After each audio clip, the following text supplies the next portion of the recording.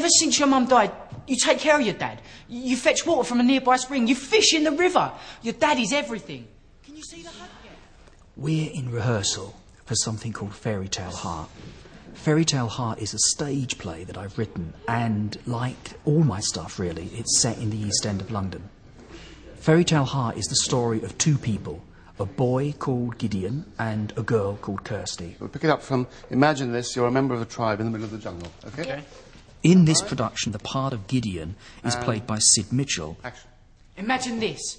Kirsty is played by Charlotte McDonough. What? Give me a chance. You're the member of a tribe in the middle of a jungle. They've never met before.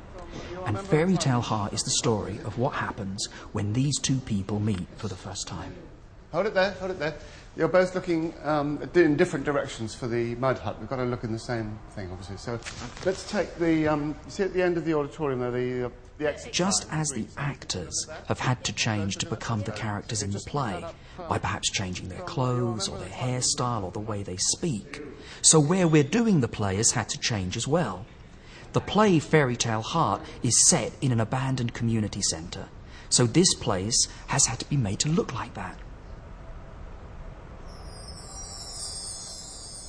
It's this transformation, part of the way everything changes, that for me is the real magic of theatre. And it's why I like writing for it so much. Stand by. And cue. You're the member of a tribe in the middle of a jungle. What? Give me a chance. You're the member of a tribe in the middle of a jungle. The day, it has no meaning for you. Why? Because things have been the same for millenniums, since the beginning of time. And for you in particular, all your life has been the same. The one thing people always ask me is, where do I get ideas for my stories?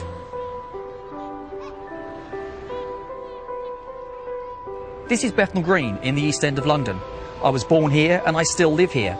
And most of my stories are based on locations in and around this area. This is the local community centre. I used to play here when I was a child. It's boarded up now and it's derelict.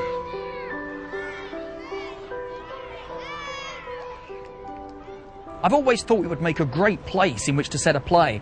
And when I thought of the characters Kirsty and Gideon, I looked at this place and I thought, yeah, let's pop them in there. This is the street where I set my novel Kringle Cracks, and that's the place where I set my stage play Sparkle Shark. These buildings are called Lysander Estate. This is one of the largest council estates in the East End of London. Nobody around here really refers to this place as Lysander Estate. We just call it the White Flats. And the White Flats have been one of the biggest inspirations for my stories. It's where Dakota lives in Dakota of the White Flats, and it's where Milo Kick lives in Mighty Fizz Chiller. It's also where I put Gideon and Kirsty. The story of Dakota Pink and Milo Kick I told in the form of a novel. So why did I decide to tell the story of Kirsty and Gideon in the form of a stage play? Well, the reason is, when I started to think of these two characters, I didn't really think of it in terms of plot and of different locations. I saw it in the form of two people talking to each other in one very particular location. So for that reason, I thought a stage play was the perfect way to tell their story. Play is a live experience, and the audience can be very involved with what's going on stage. A play is a mixture of what the playwright has written and how it's interpreted by the people who perform it. Watching a play being performed is usually better than reading it. Plays need actors to bring them to life. They concentrate on speech and action. When a story is turned into a play, television series or film, it is a totally different experience. To bring a play to life, first of all you need a set or stage. You need actors. And a director.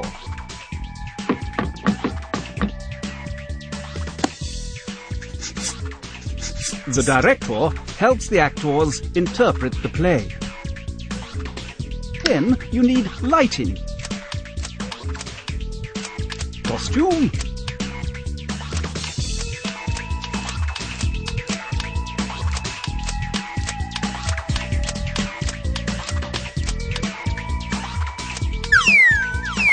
makeup,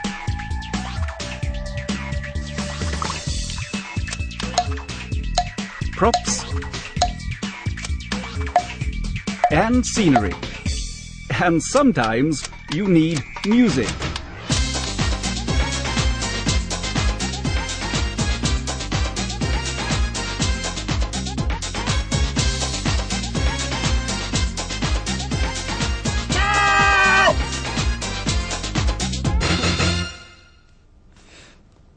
Writing a story in the form of a play is a very different experience from writing a story in the form of a novel. If I was writing a novel, for example, I could say, Kirsty enters the community centre. She is very upset. She is worried because she's just left the party at which her father has announced he's getting married. You can't really say that in a stage play. I mean, an actor can't walk onto a stage and act upset because she's just left a party. What has to happen is that somebody else has to come onto the stage and say, what's wrong? And then the other character has to say, I've just left a party. So you see, all the information has to be conveyed through how people speak to each other, what they say. And it's my job to tell the story in the form of dialogue, to convey everything that we need to know, little clues about the characters, in the form of words. And then it's the director's job, along with the actors, to take these words and lift them off the page. In other words, to take words on a page and turn it into life. Let's have a look at the beginning of the play and see how the two characters act towards each other when the drama starts.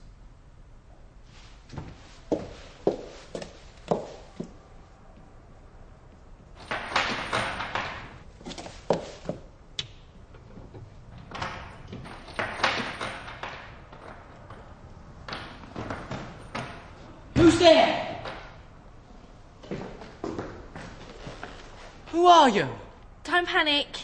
I don't mean you any harm. Don't mean me any... What are you prattling on about? You're Kirsty. How do you know my name? Must have heard it around.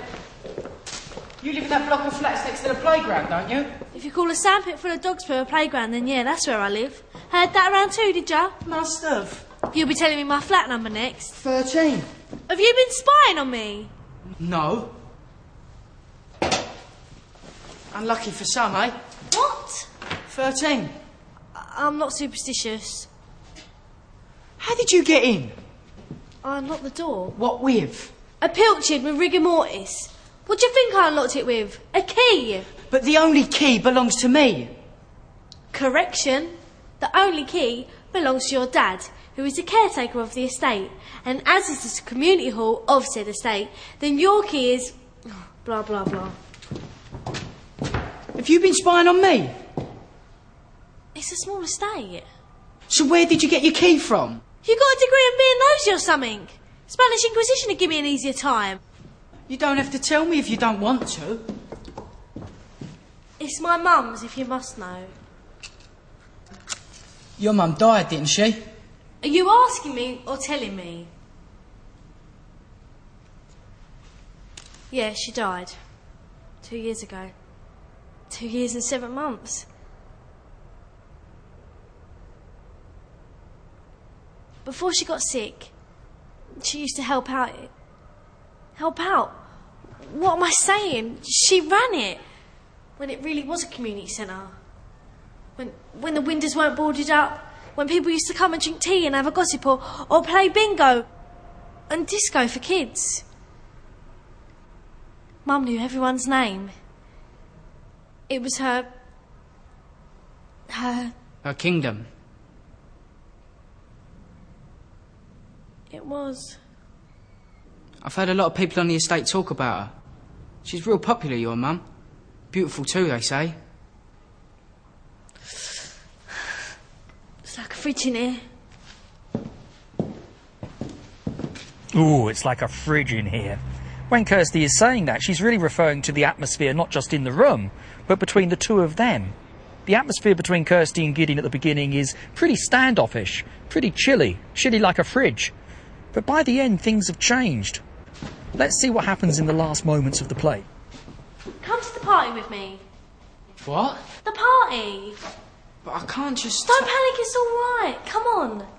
But my hair, rat's tails. No one will mind. My clothes, a hole in the jumper next to you. Listen, stop it, you hear? It's a party, that's all.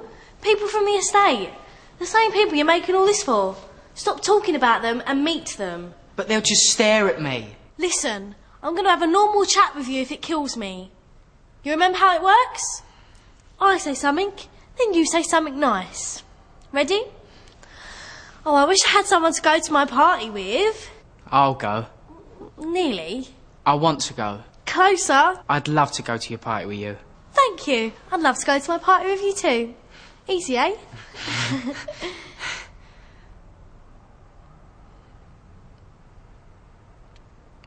Hello, Kirsty.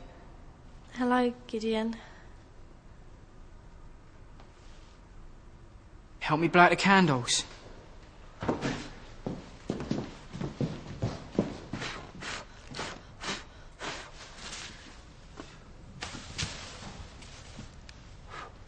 Are you hungry?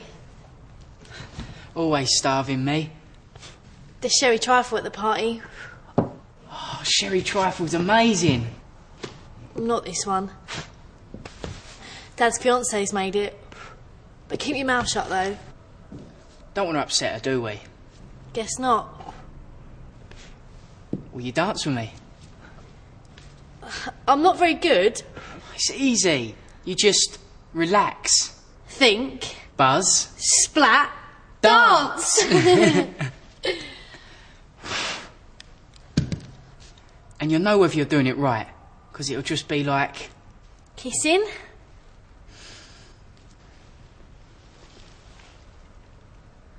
I think a goatee would suit you. I've got the whiskers. Let me feel. Boom, diddy. Boom, diddy. Boom diddy, boom diddy.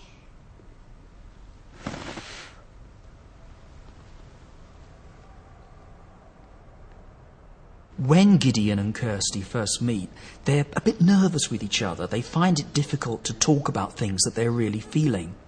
What Gideon does is that he introduces a sort of storytelling device, a way of allowing them, if you like, to begin to talk about things that they really feel but have never been able to express before. And he starts this off by talking about a story of a tribe in a jungle. You live with your dad in that mud hut over there. See it? Ever since your mum died, you take care of your dad. You fetch water from a nearby spring. You fish in the river. Your dad is everything. Can you see the hut yet? Yeah. And then, a scream. Out in the jungle. What is it? Someone's been killed. Who? A member of the tribe. How? A monster in the jungle. Some hideous thing. Claws and teeth. Maybe a giant rat, eh? Very likely. When I first picked up the text, and at the beginning it says Gideon enters a 15-year-old boy, clothes thrown together. They look right on him, and he knows what he wants, and he's happy with who he is, and he doesn't care what people think. Heard that around too, did you? To find out Kirsty's character, most of the clues are actually in the text. It helps a lot with her language that she uses, because it makes you realise that she's quite a defensive person, quite an insecure person. You got a degree in being nosy or something? Yet Gideon's language is very open, and he kind of persuades her to feel a bit more comfortable with him. You scared? A little. But you've got to go. Oh, I don't know if I can. In my role as a director, what I do is take the written word that Philip has written, and in this particular case, and try to bring it alive. Cue. In the theatre, it's quite different from film or television, because with the use of the camera on film and television, I'm able to be the audience. I'm able to decide what the audience see, whether they see a reaction, whether it's a close-up, whether it's a wide shot, all the different types of things one can do with the camera and with the lighting. Whereas in the theatre, there is an audience and they can look at what they like. Well, I'm the production designer of the set, and I design the environment that the actors have got to move in. Well, Fairy Tale Hut was quite a fun thing to do, because you've got this young teenage boy who's designed this magical set of his own, but it's in a grotty, vandalised hall. So we had to do a set which has got the things made from things he could have picked up on the estate. It could be dustbin lids, the fireplace. That's his area. But in that, we've then had to do it in this hall, which we've turned into a vandalised state. When these two characters come onto stage, we have to give an indication quite quickly before they even open their mouths to say who they are. We have to give an indication to the audience as to what these characters are, and that comes through the costume. It's the first thing you see when they walk on. He's got this wig, dreadlocks, a young-looking face with this big old hair and big baggy clothes and a massive bag carrying all his stuff in, ready to work on the stage and that. And it was very important, the wig and putting it on, putting the costume on. You feel different already. Well, I think with Kirsty, she's very vulnerable, but she presents to the world this rather cocky, cheeky image, and that's very much reflected in the way she does her hair and the way she dresses.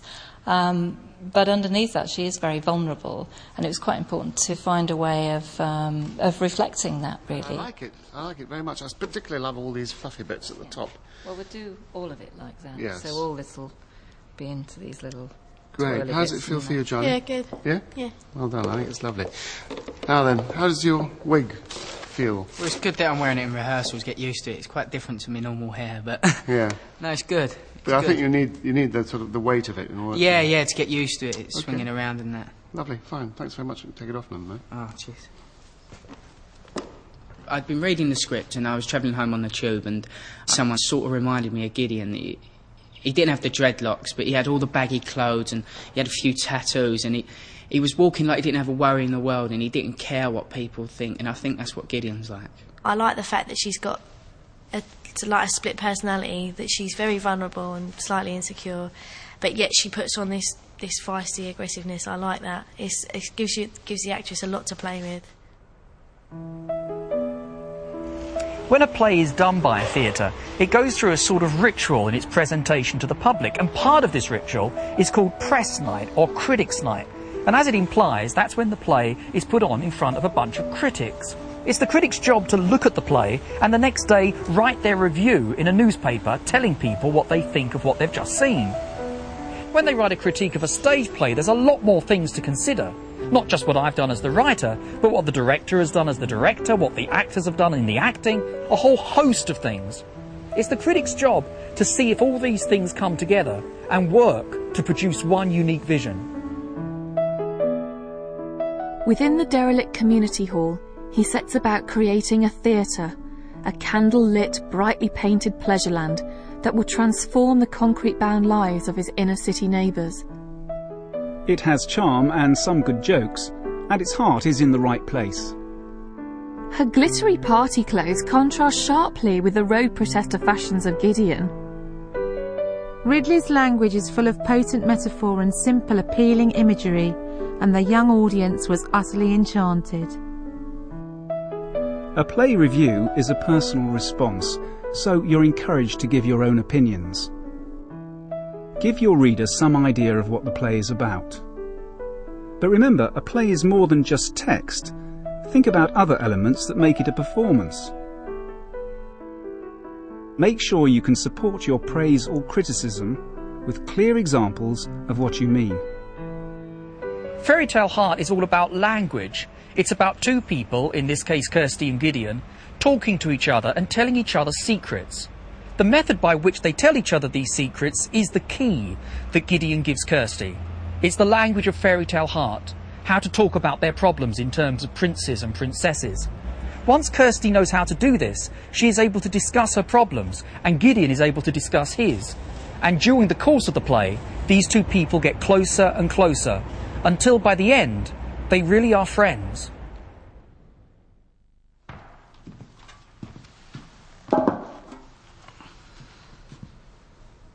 Relax. Imagine soaking in a hot bath. Then think flowers. Let the thought travel out your head and down your arm like an electric current.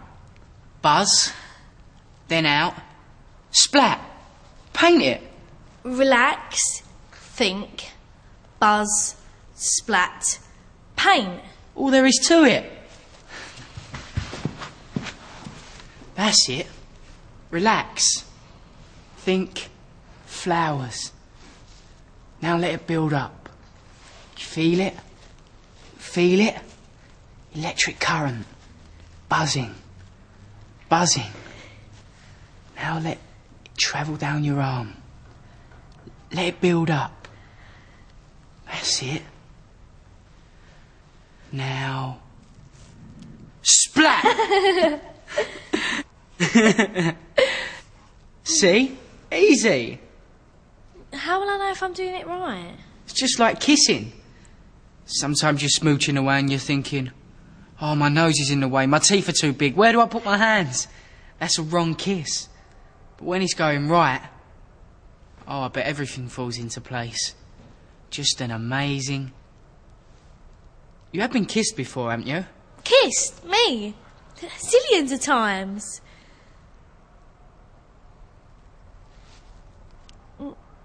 What's the play going to be about? No idea yet. Well, you must have. Why? Oh, the backdrop. That's just the basics, really.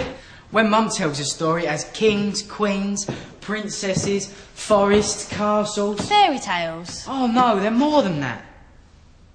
Story's a way of helping me. You know, with moving, new faces and stuff. Mum says it's a way of expressing what's really in your heart. Your fairy tale heart, she calls it. Fairy tale heart? Amazing, eh? You see, if Mum told me a story about a prince who was misunderstood by everyone except the Queen, well, then I'd know that the Queen was my mum, and, well, I was the... You got some paint on your skirt? Oh, no, it's brand new.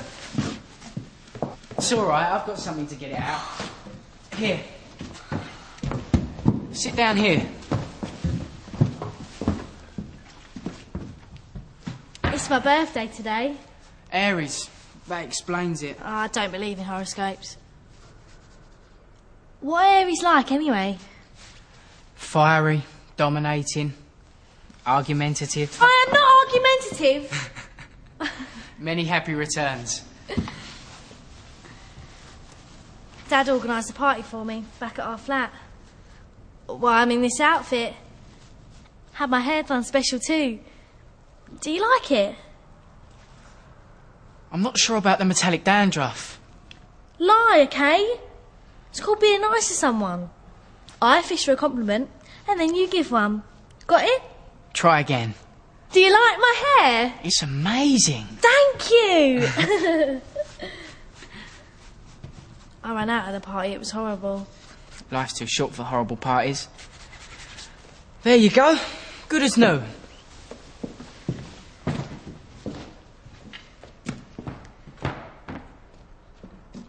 Ever since Mum died, it's just been me and Dad. We did everything together. Well, not that we did a lot, but I don't want to talk about it.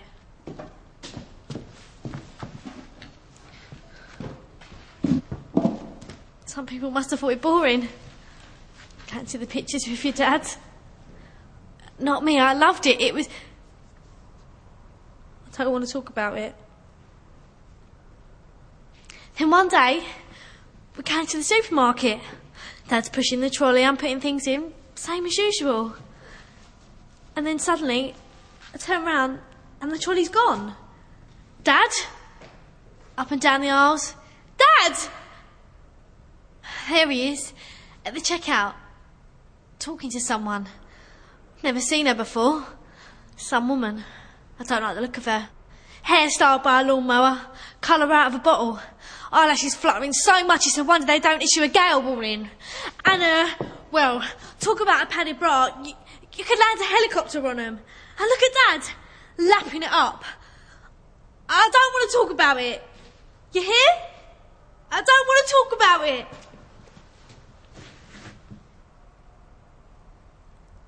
Ain't you interested? You said you don't want to talk about it. Don't be so obliging. Ask me something. Do you think I should grow a goatee? What? Just on my chin. A little beard. I've got the whiskers, Phil. I'm not bothered about that. You said to ask you something. Not about flaming whiskers. About her. That woman. Dad's floozy. Say something about her.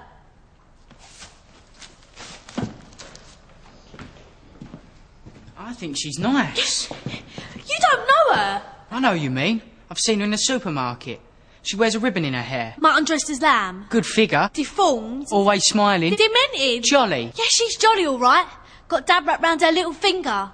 Like a couple of school kids they are. You should see them. At my party, too. Canoodling. nibbling each other's ears. It's disgusting. And every time she looks at my dad, she clutches her chest and goes, "You make my heart go boom diddy, boom diddy."